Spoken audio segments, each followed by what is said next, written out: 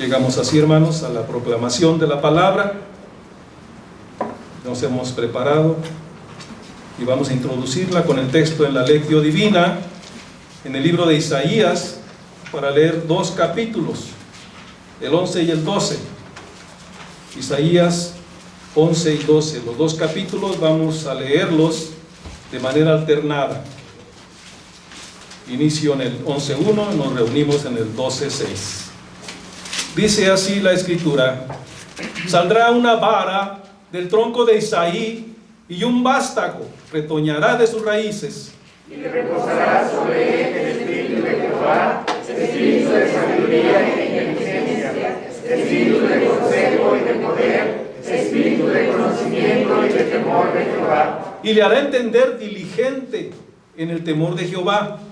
No juzgará según la vista de sus ojos, ni arguirá por lo que oigan sus oídos, sino que juzgará con justicia a los pobres, y arguirá con equidad por los mansos de la tierra, y herirá la tierra con la vara de su boca, y con el espíritu de sus labios matará al impío.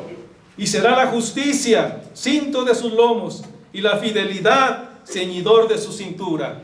Morará el lobo con el cordero, y el leopardo con el cabrito se acostará. El becerro y el león, la bestia doméstica, andarán juntos, y un niño los pastoreará. La vaca y la osa pasarán, sus crías se echarán juntas, y el león como el buey comerá paja. Y el niño de pecho jugará sobre la cueva del áspid, y el recién destetado extenderá su mano sobre la caverna de la víbora. No harán mal ni dañarán en todo mi santo monte, porque la tierra será llena del conocimiento de Jehová, como las aguas cubren el mar. Acontecerá en aquel tiempo que la raíz de Isaí, la cual estará puesta por perdón a los pueblos, será buscada por las gentes, y en su habitación será gloriosa. Asimismo acontecerá en aquel tiempo que Jehová alzará otra vez su mano para recobrar el remanente de su pueblo que aún quede en Asiria, Egipto, Patros, Etiopía, Elam, Sinar y Amá, y en las costas del mar. Y levantará perdón a las naciones, y juntará a los desterrados de Israel, y reunirá a los esparcidos de Judá en los cuatro confines de la tierra. Y se disipará la envidia de Efraín, y los enemigos de Judá serán destruidos. Efraín no tendrá envidia de Judá, ni Judá afligirá a Efraín. Sino que volarán sobre los hombros de los filisteos, occidentes saquearán también a los de oriente, Edom y Moab descenderán, y los hijos de Amón los obedecerán. Y secará Jehová la lengua del mar de Egipto, y levantará su mano con el poder de su espíritu sobre el río, y lo herirá en sus 7 brazos, y hará que pasen por él con sandalias. Y habrá camino para el remanente de su pueblo, el que quedó en Asiria, de la manera que lo hubo para Israel, el día que subió de la tierra de Egipto. En aquel día dirás: cantaré a ti, oh Jehová, pues aunque te enojaste contra mí, tu indignación se apartó y me has consolado. He aquí Dios es la salvación mía, me aseguraré y no temeré, porque mi fortaleza y mi canción es Jehová, y él ha sido salvación para mí. Sacaréis con gozo aguas de las fuentes de la salvación. Y diréis en aquel día: cantad a Jehová, cantad a su nombre, haced célebres a los pueblos sus obras, recordad que su nombre es engrandecido. Cantad salmos a Jehová, porque ha hecho cosas magníficas. Se ha sabido esto por toda la tierra. Regocíjate y canta, oh moradora de Sión, porque grande es en medio de ti el Santo de Israel. Amén. En respuesta a esta lectura, cantemos el himno Suenen dulces himnos gratos al Señor, número 48.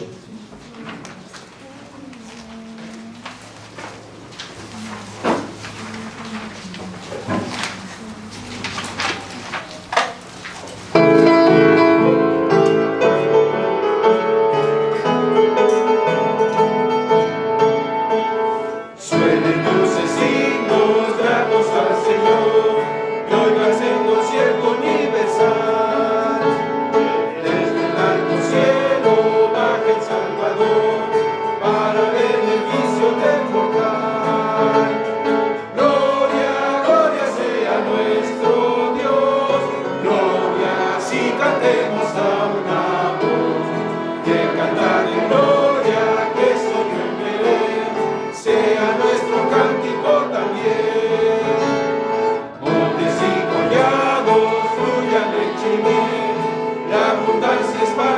avísalas. Voces en los pueblos, voces de Israel, ya la tierra viene, ya la paz. Gloria, gloria sea nuestro Dios, gloria, si cantemos a una voz. El cantar de gloria que soy yo Belén, sea nuestro cántico también. Salte de alegría, llena el corazón, la batida y pobre humanidad. Dios se compadece, viendo su aflicción y de nuestra buena voluntad. Gloria, gloria sea nuestro Dios, gloria, si cantemos a una voz. El cantar de gloria que se ve en Belén, sea nuestro cántico también. Nuestros pechos sobre gratitud, hace que nos venga redención. Ya Jesús el Cristo que nos da salud, tributemos nuestra adoración. Gloria, gloria sea nuestro Dios, gloria, si cantemos a una voz. Y el cantar de gloria que se ve en Belén, sea nuestro cántico también. Continuando con la serie Fundamentos e implicaciones del reino de Dios, el título del mensaje de hoy es Se anuncia el reinado del Mesías. Dejo lugar al pastor, estemos prontos para oír y recibamos con mansedumbre la palabra de Dios.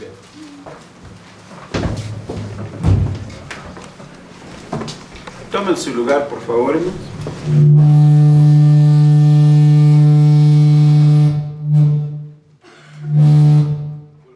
Va a zarpar. Se les va a ir el barco, hermanos. No,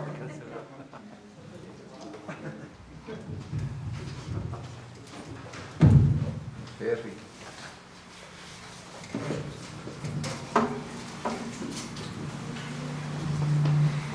Vamos a abrir las Escrituras en el Evangelio según San Mateo, capítulo 23. Evangelio según San Mateo, capítulo 23.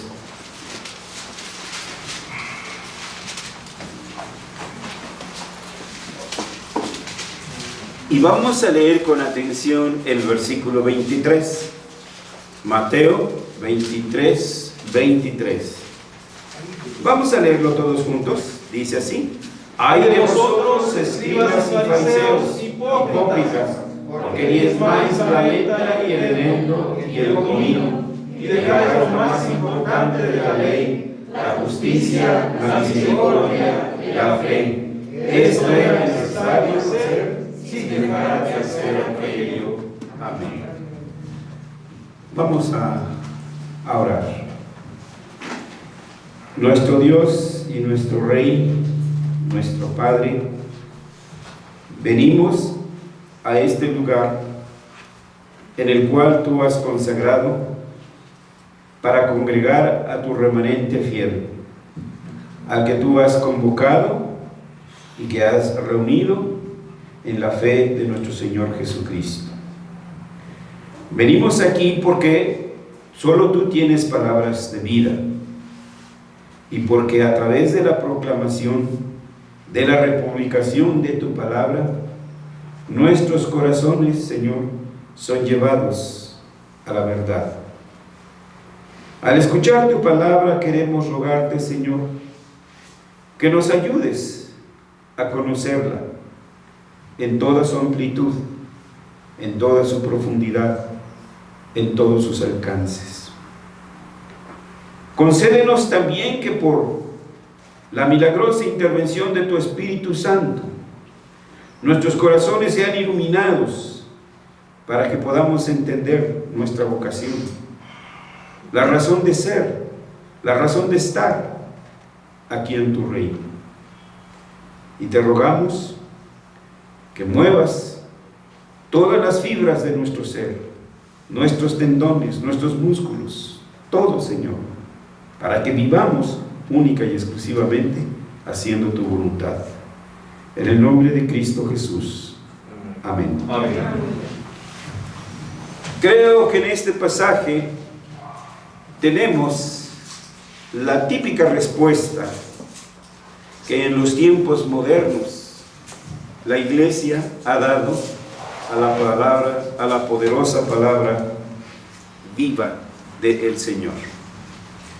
Desde el surgimiento de la era de la Ilustración, nos han vendido la idea, y nosotros la hemos adquirido, de que los asuntos religiosos son del área espiritual, del área de la subjetividad, de lo abstracto, y que los asuntos de la mente, de la razón, de la cotidianidad, tienen que ver con el raciocinio, con el pensamiento activo. Han reducido la respuesta a la palabra de Dios a moralismos.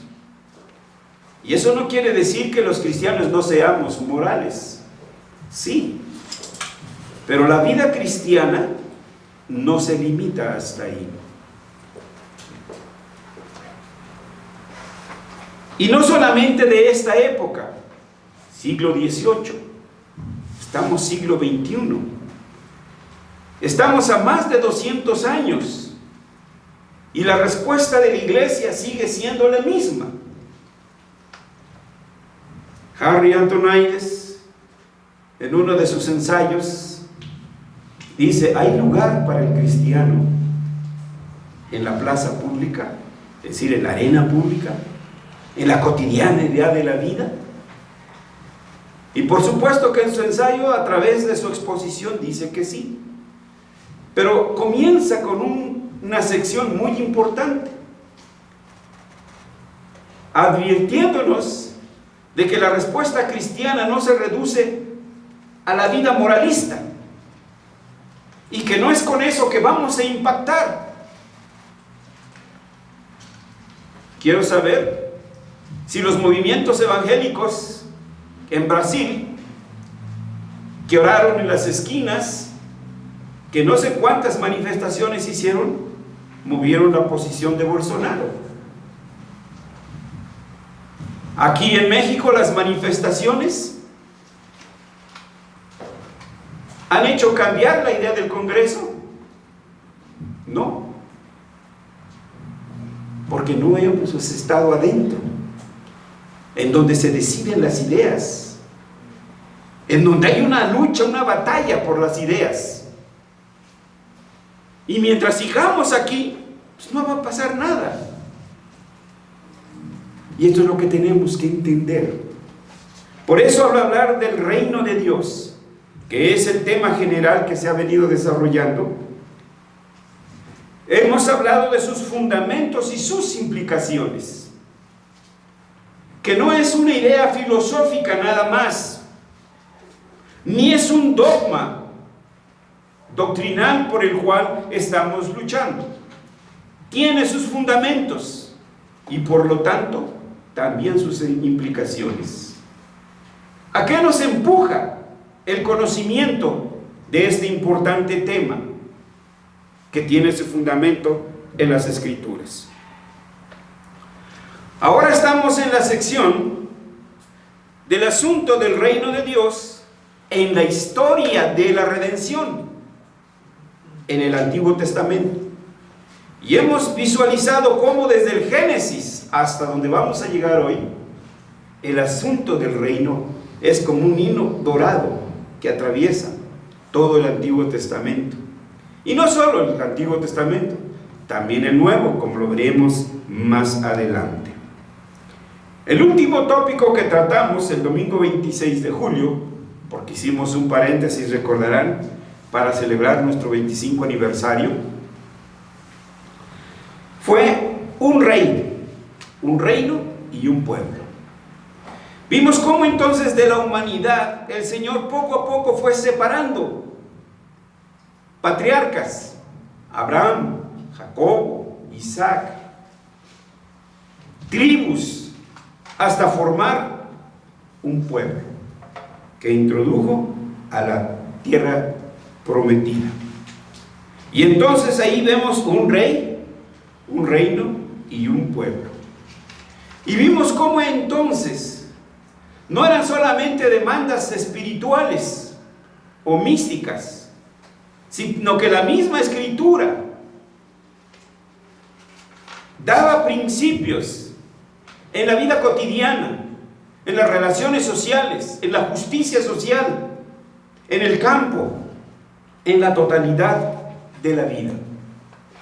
La respuesta del pueblo de Dios a su palabra debe de ser total, completa. No puede haber un milímetro cuadrado que nosotros nos guardemos, sino que todo debe de ser por Él y para Él. Siguiendo entonces esta temática, el título de hoy es: se anuncia el reinado del Mesías. En el pasaje que leímos, notamos cómo el Señor se dirige a los escribas, que eran los que escribían las escrituras, los que las transcribían, los teólogos, diríamos, y a los fariseos, los intelectuales. Y solo tiene un adjetivo. Y no les anda, perdonen la expresión, no les anda sobando el lomo, dándoles coba. Les dijo directo: hipócritas. En otras partes les dijo: raza de víboras. Era fuerte el Señor cuando tenía que hacerlo. Y lo mismo vimos en las predicaciones de los padres de la iglesia, de los reformadores. Calvino, por ejemplo, que dicho sea de paso, yo de recién graduado, pues yo agarraba el lenguaje literal de Calvino. Y una vez el consistorio me llamó, diciendo que por qué era tan grosero. Bueno, yo solo estaba repitiendo lo que decía Calvino. Y estas palabras eran duras. Y les dijo: hipócritas, porque diezmáis la menta, el eneldo y el comino. Es decir, eran religiosos, eran puntuales en el culto, no faltaban a los cultos, siempre ayudaban en los cultos. Y así les dijo el Señor: hipócritas, porque creían que esa era la única dimensión de la vida de respuesta a Dios. Les dijo: dejáis lo más importante de la ley. Bueno, no es que sea lo más importante, es el equilibrio, la justicia, la misericordia y la fe. La vida en la plaza pública, la vida en el mercado, la vida en el hogar, la vida en la escuela, la vida en la fábrica. Esa también tiene que ser traída a los pies de Cristo, pero no con moralismos. Llega temprano, no faltes, regálale una Biblia a tu jefe. Es hasta ahí donde hemos quedado. Háblale de Cristo, háblale del Evangelio, conviértelo. Digo, entre comillas, eso de conviértelo. Entonces, la respuesta debe de ser total. Y estas son las implicaciones, las cuales debemos de atender. Así pues, el tema de hoy, que seguimos en su hilo, en el establecimiento del reino, en el Génesis, primero se preparó el reino y después se anunció el que iba a gobernar y la tarea que iba a realizar. Se preparó el hábitat, los mares, los ríos, las aves, el hogar propio y cómodo de donde viviría el hombre. Y después se anunció quién iba a dirigir esa tarea. ¿Por qué? porque todavía no había hombre que labrara y cuidara la tierra. Hagamos al hombre a nuestra semejanza y señoree. Aún no nacía Adán y ya estaba su tarea dada, y esa tarea sigue vigente. Con la caída, el hombre quedó entenebrecido a tal grado que perdió el significado, erró la dirección y confundió la ubicación de su origen, unidad y destino. Por eso, en el avance de este tema, hoy mencionamos que se anuncia el reinado del Mesías, y a Israel se le hace saber, uno, que en el reino la redención es total, y veremos qué significa e implica esto. Dos, que si bien es cierto que en el reino hay bendición, claro, pero no olvidemos, también hay maldición. Si cumplimos con la voluntad de Dios, bendición. Si descumplimos, maldición. Entonces no esperemos bendición donde no hay obediencia. No esperemos bendición donde no hay compromiso con el reino de Dios. 3. En el reino, Dios se resguarda un remanente fiel. Siempre habrá. No se nos olvide que en el rebaño del Señor hay trigo y hay cizaña. Pero dentro de ellos, Dios siempre tiene su remanente fiel. Dios siempre tiene sus gedeones, sus minorías, con los cuales trastoca el mundo. 12 hombres le bastó a Dios para cambiar el orden del mundo. 12 hombres. 4. En este anuncio también se debe de ver la universalidad del pueblo redimido. Y 5, la promesa del Mesías para restaurar el reino. Son los pasos de la historia de la redención. Así que vayamos al primer punto. En el reino, la redención es total. De esta manera, el Señor está restaurando la creación a su intención original, puesto que el pacto abarca toda la vida, toda la existencia del hombre. Toda ella es reorientada. Una vez salvo, no nos podemos quedar ahí. La vida avanza. Y esta existencia reorientada implica una renovación en las relaciones fundamentales en que el hombre se encontraba en el principio. En principio, la personalidad del hombre ya no está sujeta al distanciamiento y tensión para con Dios. El hombre ya no tiene que huir de Dios.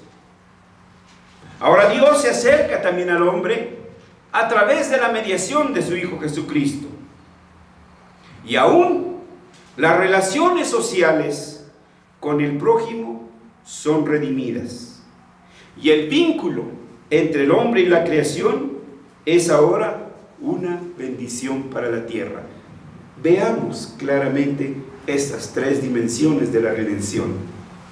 Reconciliación con Dios, reconciliación con mi prójimo y reconciliación con la creación. No podemos ignorar ninguna de estas 3 dimensiones. Redención significa volver a Dios. Redención significa estrechar otra vez la diestra de mi prójimo. Redención significa cuidar otra vez de la creación. Un ejemplo de esto, de entre tantos que podríamos sacar, se podrá ver en las relaciones económicas. Dice la Escritura en Deuteronomio 15, versículos 4 y 5. Deuteronomio 15, versículos 4 y 5. Para que así no haya en medio de ti mendigo, porque Jehová tu Dios te bendecirá con abundancia en la tierra que Jehová tu Dios te da por heredad, para que la tomes en posesión, si escuchares fielmente. Si escuchares fielmente la voz de Jehová tu Dios. Bendición, si escuchares fielmente la voz de Jehová tu Dios, para guardar y cumplir todos estos mandamientos que yo te ordeno hoy.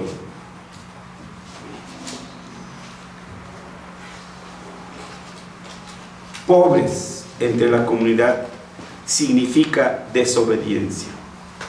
Ahora bien, ¿pero hasta qué grado? Es que entonces nos vamos a volver, ¿cómo lo diré? Porque no quiero que saliendo me atrapen allá, ¿no? Dando becas para todo. Becas hasta para que te subas al camión y vayas por tu pan a la panadería. Digo, estoy exagerando, hermanos, ¿sí? ¿Es eso a lo que se refiere?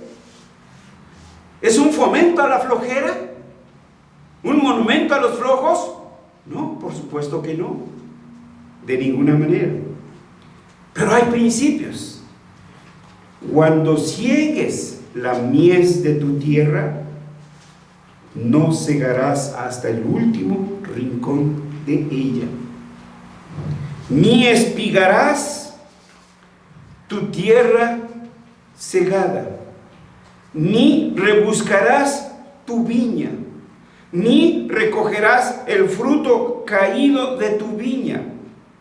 Para el pobre y el extranjero lo dejarás, yo Jehová vuestro Dios. Bueno, no le está diciendo, junta todo eso, coséchalo, ponlo en una cajita, ponle un moñito con papel celofán y llévaselo. No, también tiene que trabajar. Pero hoy les queremos vender todo, hermanos. ¿Sí? No hay un momento de pensamiento por los demás. No sé qué tan cierto sea, pero no está lejos de ser verdad. De uno de esos tantos videos que luego suben en internet,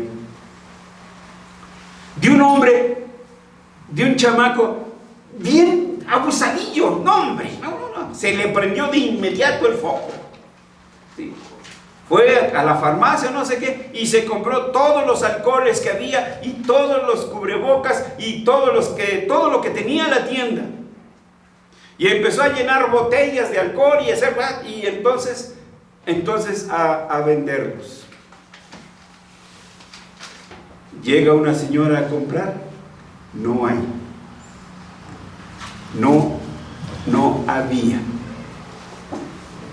Resulta, a lo mejor ustedes lo vieron, ¿sí?, que su mamá de este acaparador enfermó y necesitaba uno de estos elementos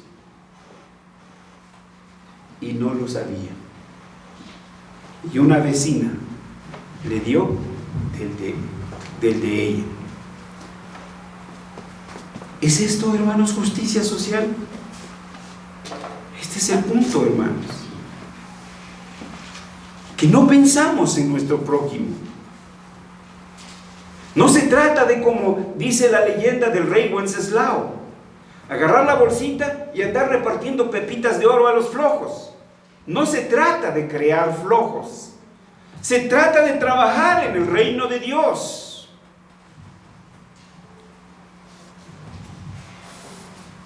Si comparamos esto, que está en Levítico 19, versículos 9 y 10, con Isaías 1, miren, vayamos aquí a Isaías 1. En los primeros versículos del 16 al 17, veamos el reproche del Señor para con su pueblo.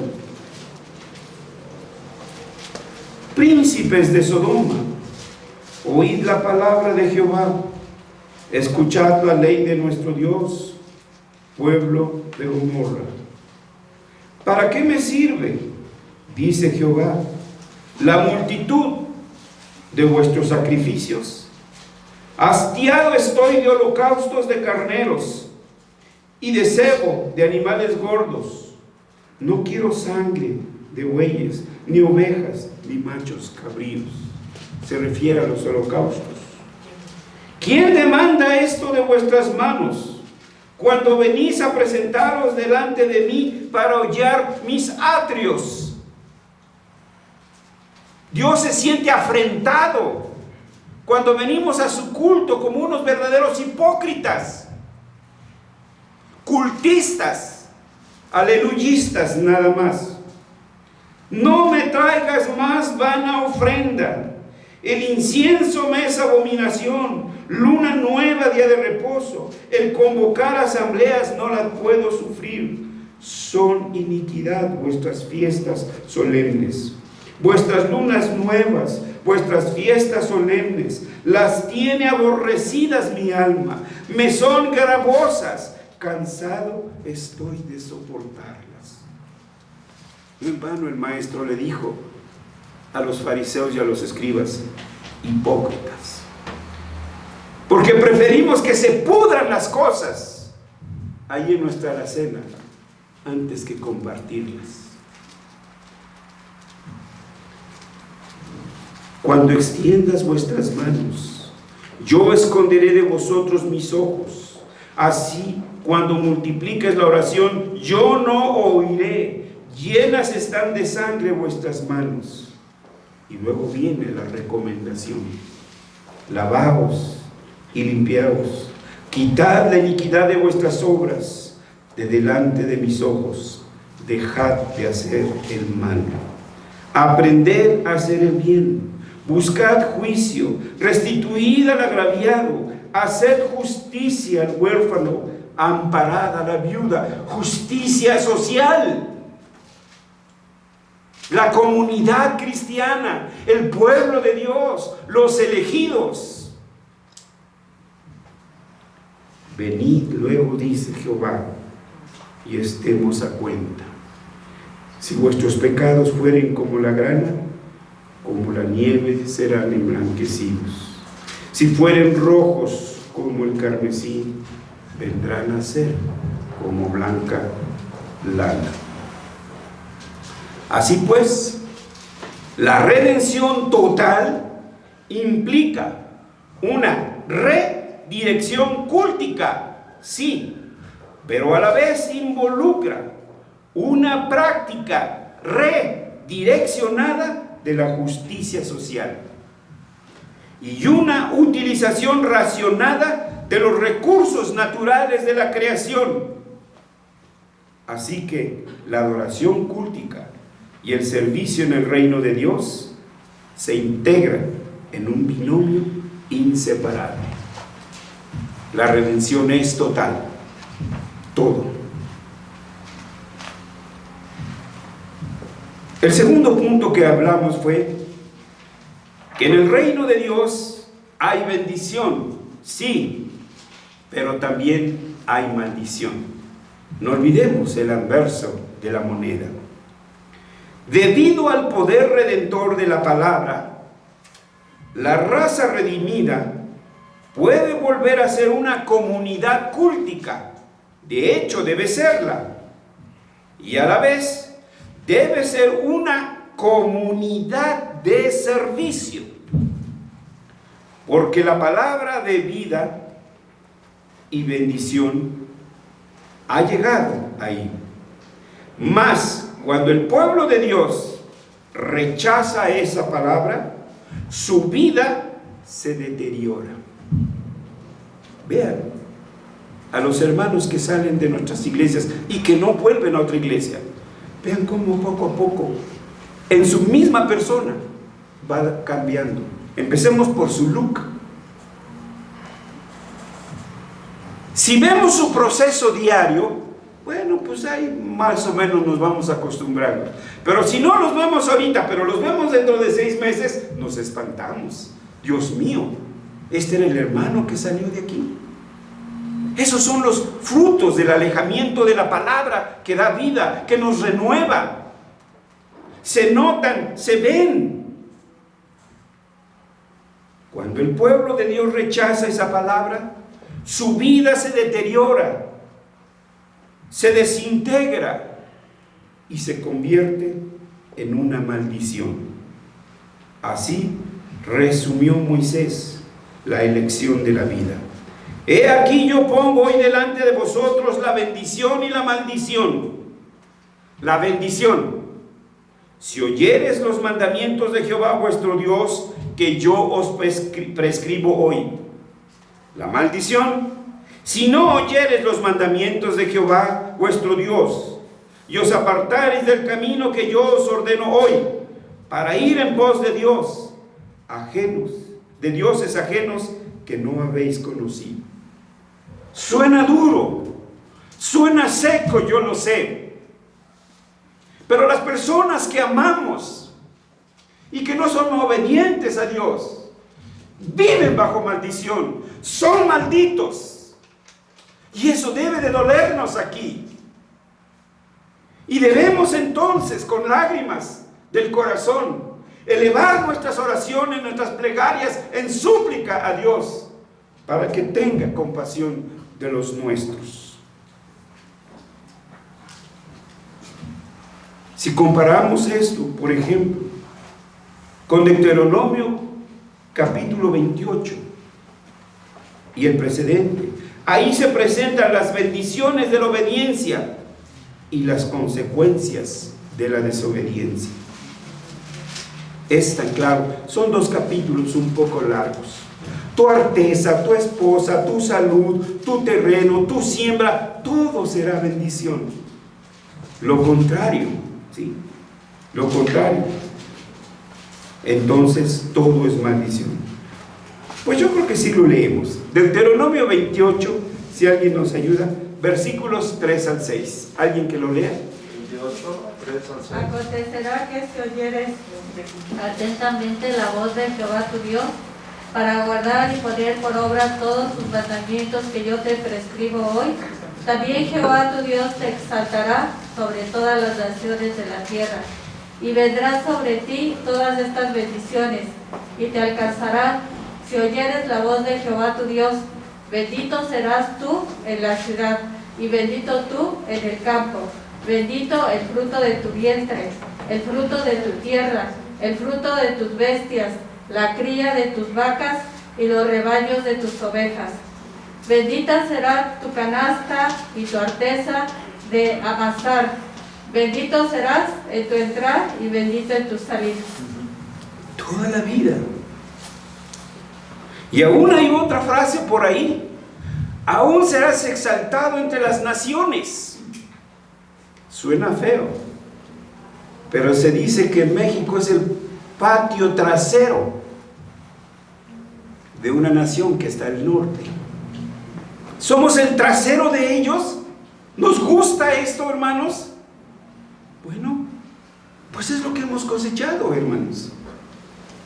Porque en México hoy tenemos todos los recursos, mares, ríos, todo, hermanos. ¿Dónde está todo eso?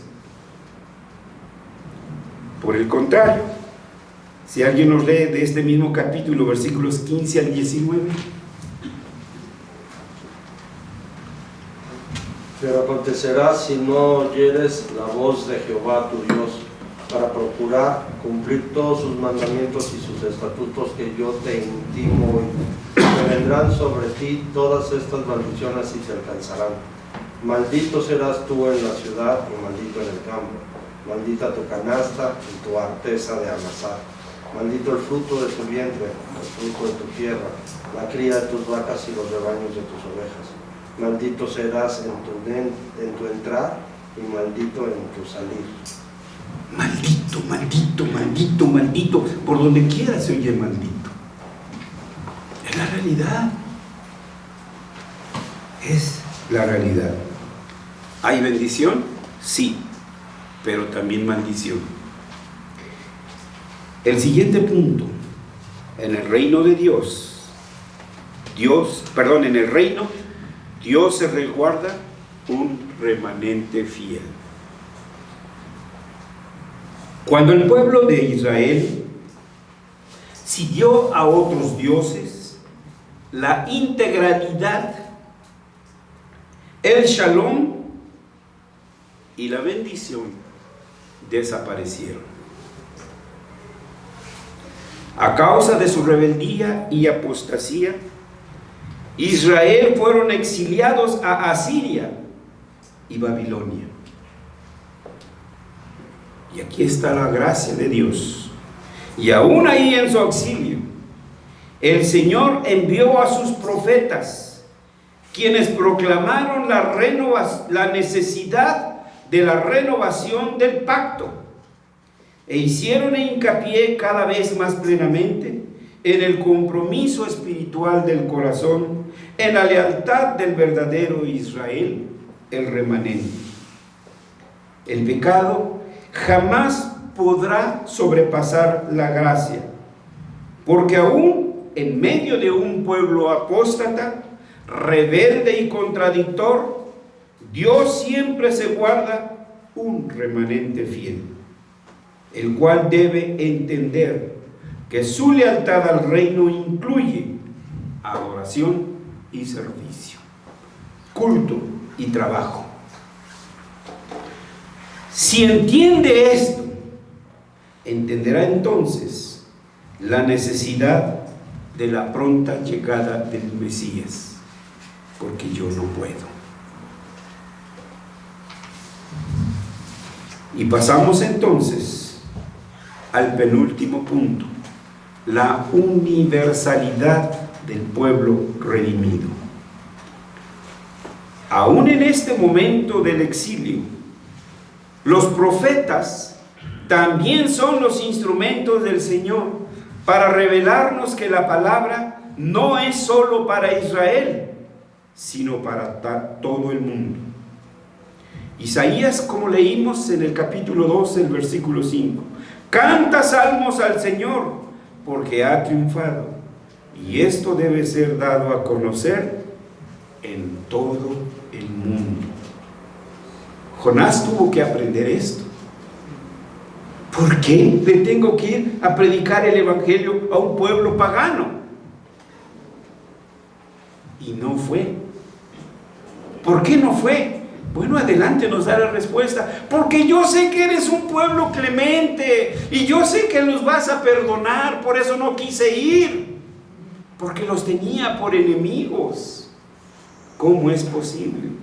Habacuc también. Señor, eres limpio de ojos. ¿Por qué permites que un pueblo vil, pagano, sea el látigo para tu pueblo? Y usó una respuesta: bástate mi gracia. Los profetas nos han dado a conocer, los profetas nos presentan una imagen de la historia de todo el mundo de Dios, el que Él ha creado, el mundo al cual Él aún preserva, sostiene y dirige, el mundo que también ha juzgado, pero que ahora bendecirá de acuerdo con su promesa. Génesis 12:3. ¿Alguien lo lee? Es muy bonito ese pasaje. Génesis 12:3. Bendeciré a los que te bendijeren y a los que te maldijeren maldeciré, y serán benditas en ti todas las familias de la tierra. Serán benditas en ti todas las familias de la tierra. Aquí entonces vemos el comienzo de la civilización mundial. En las naciones de Egipto, Asiria, Babilonia, Grecia y Roma. Y más allá de eso, al mundo moderno, el mundo contemporáneo. De ahí el Señor sacará también a sus escogidos. En este escenario, a Nabucodonosor se le dice como una pequeña piedra cortada de una montaña, pero no por manos humanas, destrozará la imagen del imperio del mundo. Mas la piedra que hirió a la imagen se convirtió en una gran montaña que llenó toda la tierra. Daniel 2:35. Esta es una visión del reino de Jesucristo. Egipto es también el pueblo del Señor y la capital de Asiria. ¿Por qué entonces el Señor no debería lamentarse por la gran ciudad de Nínive? ¿Y no tendré yo piedad de Nínive, aquella gran ciudad donde hay más de 120,000 personas que no saben discernir entre su mano derecha y su izquierda? Fíjense bien lo que dice. No saben discernir. Se creen sabios. No, cuidado, con lo que me estás diciendo, ten cuidado. El Señor dice, mira, tú no sabes discernir. Y solo hay una palabra para ellos: ignorante. Necius en latín. Necius en latín. Ignorante en griego. Pero también la pregunta termina, dice, y muchos animales, su creación, su cosmos, lo ama, porque de tal manera amó Dios todo lo que creó, que dio a su Hijo unigénito, el segundo Adán.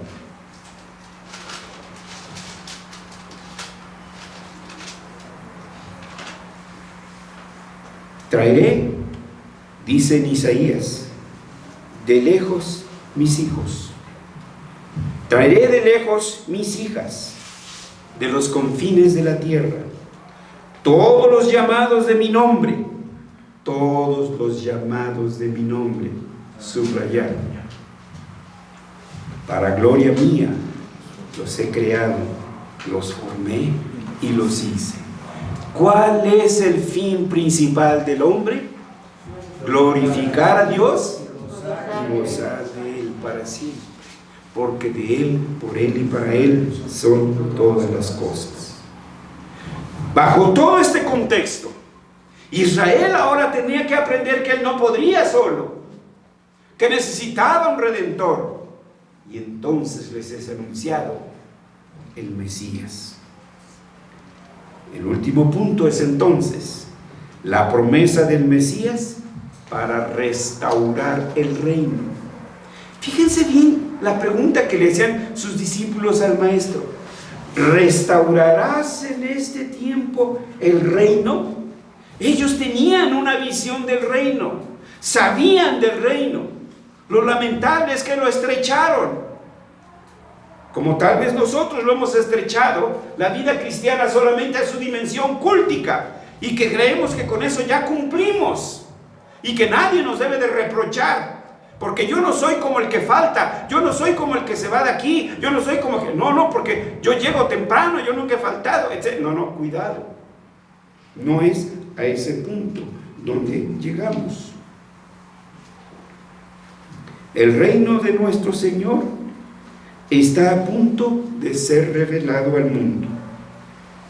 Esto solo puede venir por la llegada del Mesías, quien aplastará al príncipe de las tinieblas. Fue la promesa de Génesis 3:15. El Mesías será el reconciliador supremo, el pacificador. Su nombre será Príncipe de Paz. Isaías 9:6. Porque Él se ofrecerá a sí mismo como una ofrenda por el pecado, eliminando así la causa de la perturbación cósmica. Y como dice la Escritura, y la voluntad de Jehová será en su mano prosperada.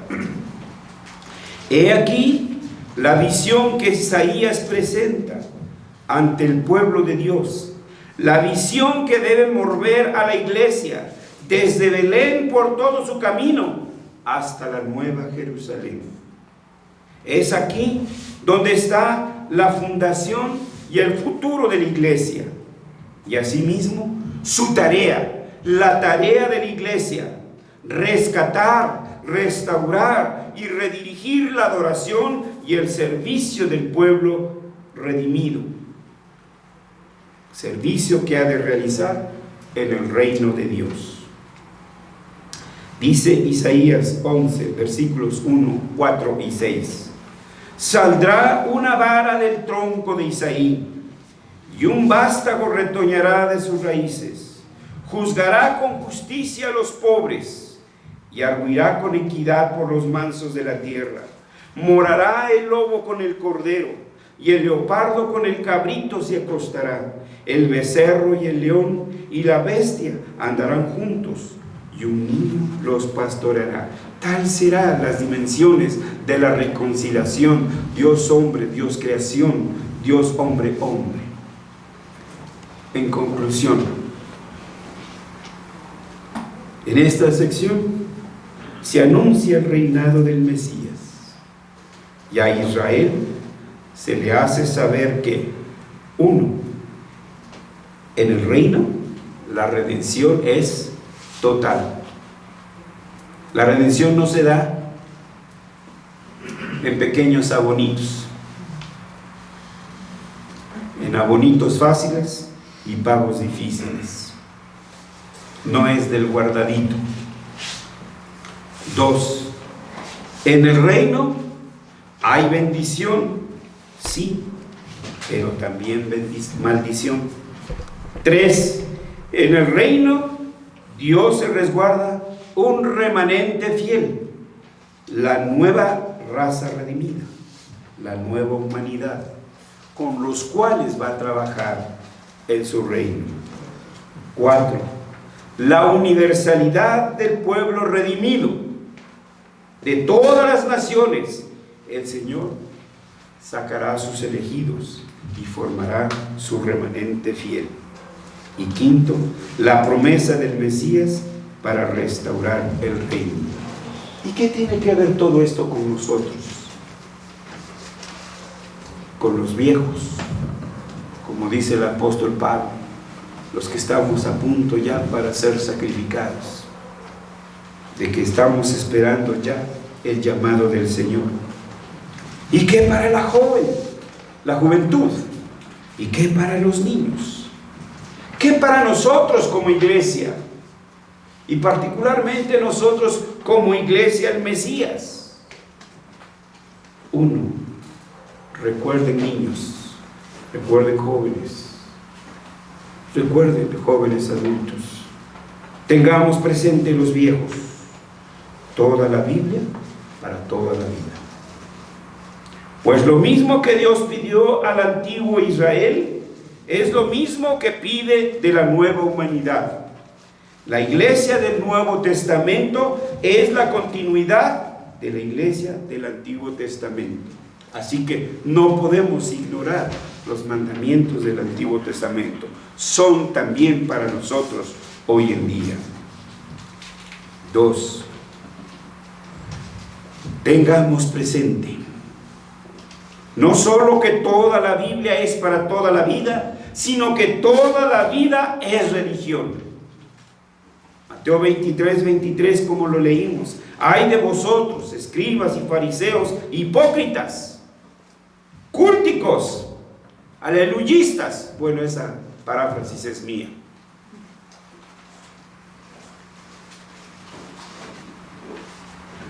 termina esta cita el Señor diciendo, esto era necesario hacer sin dejar de hacer aquello. Van unidas, son un binomio inseparable.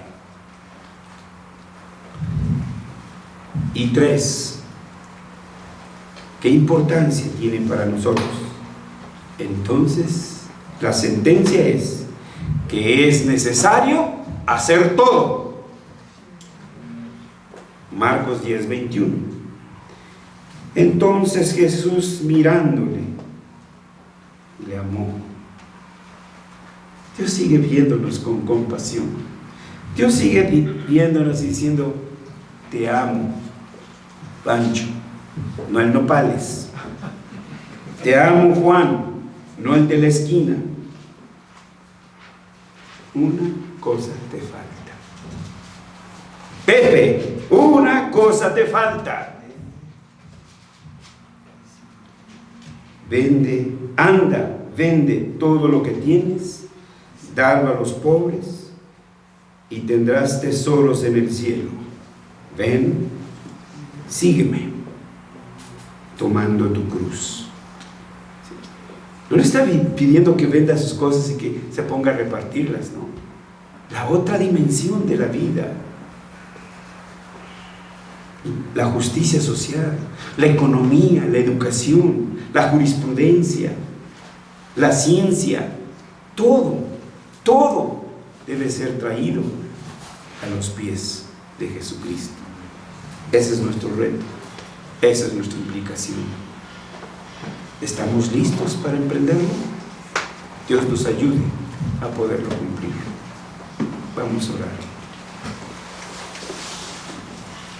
Bendito Dios y Padre nuestro, tu palabra es vida, tu palabra es luz, y te damos gracias por la obra de tu Espíritu Santo al traer frescura a nuestro corazón, frescura al significado de nuestras vidas, al significado del por qué estoy aquí y ahora. Señor, al ver la tarea que nos espera, nos sentimos abrumados. Pero gracias te damos por aquellas palabras de tu Hijo. En el mundo tendréis aflicción, pero confiad, yo he vencido al mundo. Señor, ayúdanos a emprender nuestras tareas como iglesia, como comunidad, como pueblo redimido, como el pueblo del pacto. En el nombre de Jesús. Amén. Amén.